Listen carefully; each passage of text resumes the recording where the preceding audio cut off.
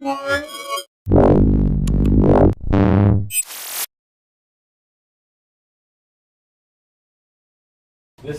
monitor right here, that's a camera inside the dome. So we actually have a full-size edge inside the dome. It is facing us, and then the virtual world is projected on the inside wall of the dome. Okay, and so Rads is the operator. He's going to be at the control and get the motion system up and running, and then set the simulator up to do some of the different demonstrations.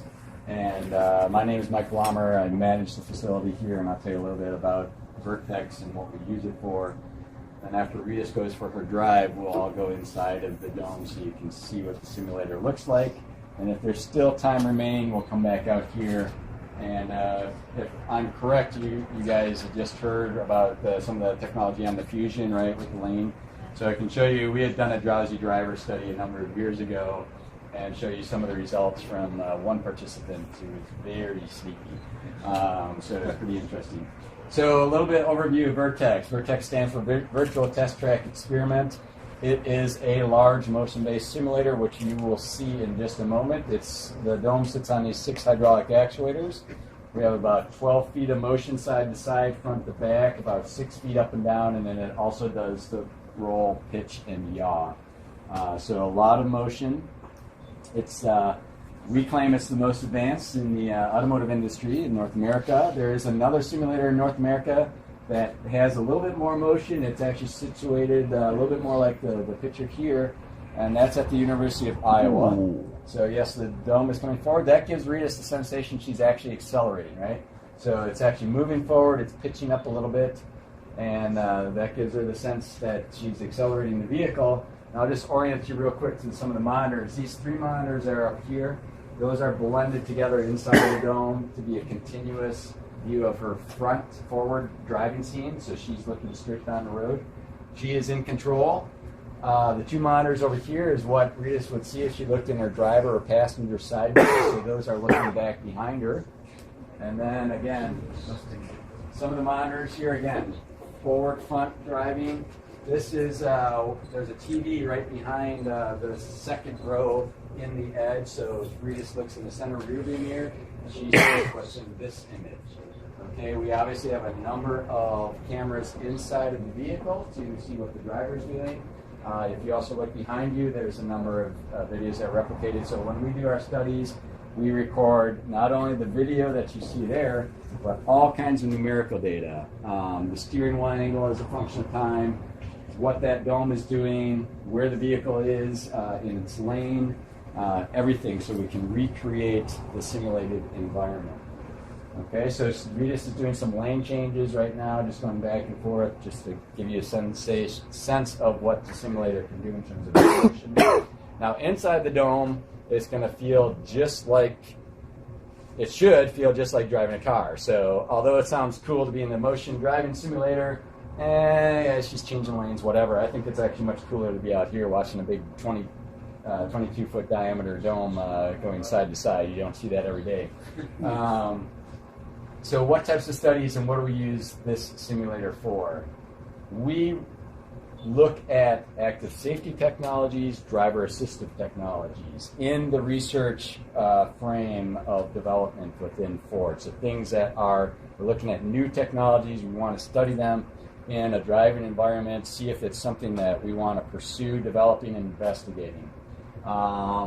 Technologies that are looking at helping to mitigate driver distraction, again, drowsy driver, alerting systems, alerts for things like lane departure warnings or forward collision warnings. So you just heard an audio cue that was a lane departure warning, an audio one. So Ritas is departing her lane, she's getting a warning. What we'll do is we'll bring different drivers in and they may experience an audio alert. Another driver might come in and experience a vibration or a haptic cue. Another person may come in and experience a visual cue or some combination of those. So for things like forward collision where a driver is going to suddenly, there might be a vehicle that suddenly stopped in front of you and we give you an alert, we don't then have you drive again with a different type of alert to see what your response is, because once we've surprised you that first time, people are pretty vigilant and they're ready to go on that second time. We are going to surprise Regis with a forward collision event. She's done this thousands of times, so she won't truly be surprised. But you'll at least get a sense for what the scenario is that we're testing. So one thing that we're going to do the distraction. All right, so we're gonna change things around here a little bit. So what's going to happen is there's going to be a bus that you can actually see it here, a big white bus. It's going to pass Regis. It's going to get a certain distance out in front of her.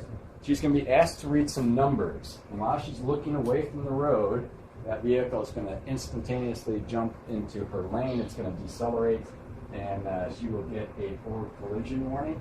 What I want you to do is to listen for a sound, and then if you watch this monitor here, you'll see some red flashing in the cluster that she sees. So she wakes up, she's alerted, she hits the brakes, appropriate response, and prevents a crash. Right? So just a little bit of a demonstration. So let me kind of cover a couple of things. So what's going to happen is we're just going to shut the motion system down. You're going to hear a loud noise with the hydraulics reducing the pressure, so don't worry about that. But what we'll do, right, is what Regis was doing is she was looking at a monitor that was up in the center stack here. It was flashing the same numbers that we saw out here. Now, when we normally do this study, we'll bring that monitor a little bit closer down to the shifter so people are really getting their eyes off the road. And it's not because Ford's looking at putting some type of device there on the Ford vehicles, but instead that is what people do occasionally throughout their drive, right? They look away from the road. The duration of that number reading task was 3 seconds. That's kind of the critical duration of looking away from the road when things can happen out there. And we flashed 6 numbers over those 3 seconds, so they're flashing at you at a half a second. We're just asking the drivers to read those numbers so they come at you fairly fast, so it keeps your eyes on that display. And then most of the time when we're conducting this type of study, most of the time nothing happens. We just read the numbers and we continue on. Then the last event, unbeknownst to the driver, you get a forward collision and one of the different types of alerts. And then we can go back to the America data. We are really focused on the quantitative and objective data. We can look at drivers' response. How quickly did they get onto the brakes or start steering after they received an alert? So then we have data from all kinds of drivers, right? And we can do some statistical analysis then to find out which alert was most appropriate to re-engage the driver into the driving environment. So this is just one example, right, of an active safety technology that we've looked at. But again, looking at driver-assisted technologies to re-engage the driver when they need to really be focused on the driving environment. Okay? So what I'd like to do now is we have a little bit of time. The bridge is rising back up. We'll go inside of the dome. We can leave bags or whatever here if you want. You can bring your cameras, video recording equipment inside of the dome. Spend some time in there. We'll come back out. Before we walk in, just a couple of things. I ask that you not touch the walls of the dome because the walls are what project the virtual world and tend to leave fingerprints, and then we have to scrub them off afterwards. The other thing, and it's nothing, just more of, it's actually more of interest. When you get in there, if you start talking, your voice is going to bounce off the walls and it sounds really weird. Okay, so it might sound like your voice is suddenly coming from behind you, or somebody talking right in front of you, their voice is off to the side, all that kind of stuff. So just a heads up on that. A couple other just pieces of information. So Vertex began operation in 2001, so we're in 12th year. And we just recently upgraded last year our visual system. So once you get inside there, you'll see that we have some nice high-resolution LCOS projectors, which is very similar to an LCD technology. But we rely on home theater, gaming, and flight simulation technology to help allow us to do this type of simulation. You know, to get video, everybody has been buying, the video games, so now we can just get a high-end video card to do the graphics that are here, whereas before, you used to have a computer, huge computer, just to do one of these monitors. Now we can just get a high-performing PC, essentially, to do that. The home theater, everybody's buying their big flat panel TVs and whatnot, that really drives the cost of doing the digital projection technology down so that we can use that type of technology here. That being said, we can't just go to our local store and buy a projector off the shelf because it does need to survive all the vibration that's up in the top of the dome, but nonetheless, it allows us to get more and more realistic and get the drivers fully immersed into the driving environment. Okay, so with that, let's go ahead and head inside.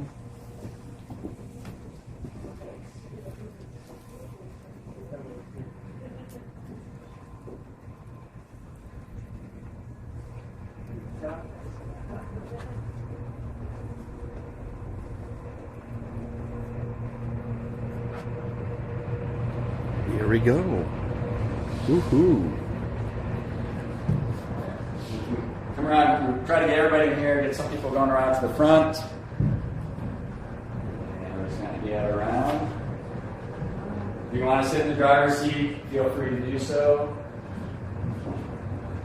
Let's do it. Oh wow, the sound is amazing. Now, wall this curve back in, put on towards the So floor. look at this. Be careful walking that, up into the wall. And, Interesting. I have a little iPad in here, and you see all these speakers. This was a drivable edge. Tons of cameras. In its previous life, when we There you go. received it, we worked with the There's a microphone supplier. here, We have the engine and there are more transmission cameras here. removed, and then they And look built at this it on the up to our back. specifications, including painting it flat black. Interesting. So that we have reduced reflections Very cool. projectors. Now, when the vehicle is stationary, the simulator is stationary, we do not provide any torque on the steering wheel here. But once the driver does start driving, we do provide torque to give you that feedback like you're connected to the road. It vibrates to give you the sensation of road vibration and gives you the sense that you're driving. Look We at have these 6 huge channels of projectors sound. here. We do 3D sound, so we play the appropriate wind, road, engine noise. We also include the 3D effects of things like Doppler effects. So the driver is passing a vehicle or a vehicle is passing the driver. You get the whoosh sound, the Doppler effect as the two vehicles pass each other.